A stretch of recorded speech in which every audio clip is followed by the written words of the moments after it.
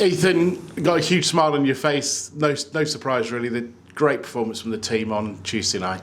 Yeah, massive performance from the boys, assisted by the fans for sure. Great night. As I said to Luke, it was a really good night for all involved. You take pride in those sort of wins away from home, especially when there's something on the line so important. So, big 3 points for us, and we're all delighted, yeah.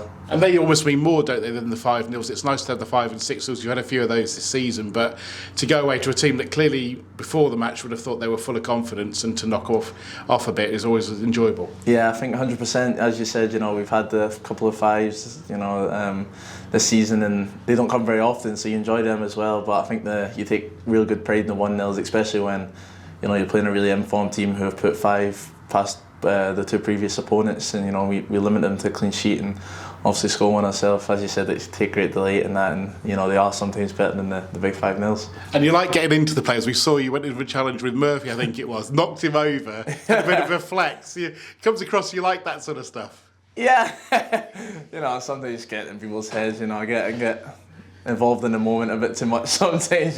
So that's a part of my game that I could control a bit better. But I enjoy it all, and there's nothing better than giving your opponent a little bit of stick. And is that a bit of your personality in general, do you think, in the training ground with your teammates as well, winding them up a bit? Yeah, I think so. I think I've always been like that since I was young.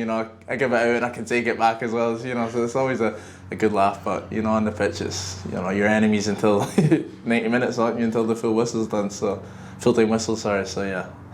And it's an incredible turnaround, isn't it? We were talking, January the 1st.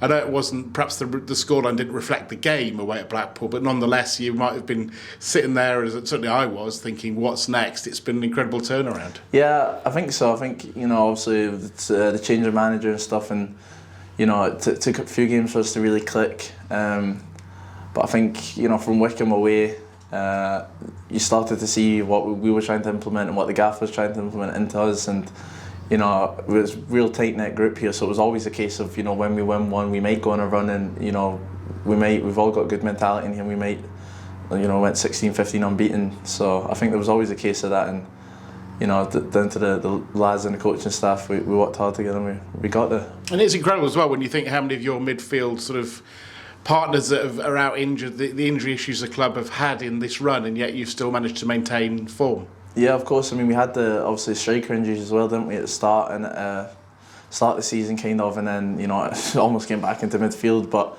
anyone that's played in there next to me, even when I was suspended as well, the boys done fantastic. So we've got a good group of players, and I think squad depth is really important when the season's this long. We're almost 50, maybe more than 50 games deep now, so it's really important that you've got that squad depth, and we have got that here. Obviously Jack coming in January, Dano here as well playing centre mid, and Bish obviously as well. So it's been really good, yeah. What about your game? Because obviously you joined January last year, Accrington your first match. How do you feel you've developed as a player since then?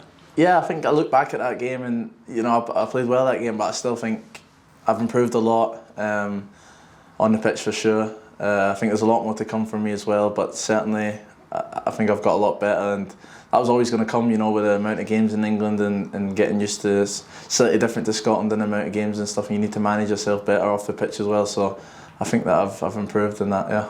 And we've talked about this before, but the comparison, I know there's obviously Rangers and Celtic, but how does League One, having now been here for a year, compare to playing in the SPL? Yeah, I think it's a lot more physical down. It's physical in Scotland as well, but I think it's physically demanding more down here. And out with the top two down there, I think it's pretty even playing field. Lincoln would certainly give himself a good account in the Scottish Prem if we played there. So no, it's sort of pretty level playing field apart from the big two really.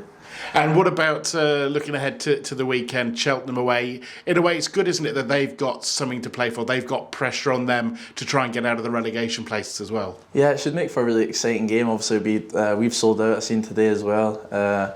Be good. They'll obviously sell a lot of tickets as they really need to win it. So it'll be a good atmosphere, and it'll make for a hopefully exciting end-to-end game. And we're certainly looking forward to, and hope we can take all 3 points. And worth mentioning, support, as you said, sold out on Saturday, sold out for the Pompey game, and I thought the support away at Oxford was as another level really. They didn't shut up for the whole game. Yeah, it was exactly that. It was top support, and we can only thrive off that as players. Who doesn't love a full away end at a tough place, at a big team like Oxford. You know, we've went and we've obviously done them proud and got all 3 points, and we couldn't have done it without them. And Ethan, when you have no hair, you get jealous of people who can make decisions about their hair. So away at Carlisle, you absolutely threw me. I was standing pitchside talking to Michael Skubala, and somebody with bleached blonde hair walks past.